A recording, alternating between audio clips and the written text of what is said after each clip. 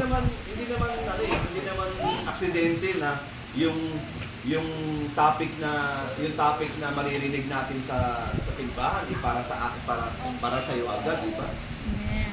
Yung Panginoon lang nakakaalam yun. Kung natamaan tayo mga kapatid, para sa atin yun. Kumbaga may nais yung Panginoon sa atin mga kapatid.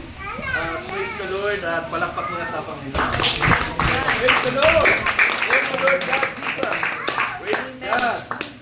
Yun pa mga kapatid na pwede magpalakas sa ating espiritu araw-araw. Bahay tayo, sa kwarto tayo mga kapatid, di ba? Ano man yung mga problema, mga pagsubok na dumaraan sa atin, mga pagsubok na ibinibigay sa atin, huwag tayo magalit doon, magpasalamat pa rin tayo sa pagsubok na dumadaan sa atin. Kasi kung hindi tayo sa pagsubok kayo mga kapatid, hindi tayo matututo mga kapatid. Praise the Lord. Yun nga mga kapatid, mag-pray tayo.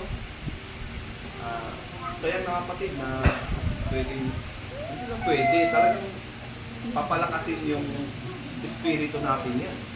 Praise the Lord. Hallelujah.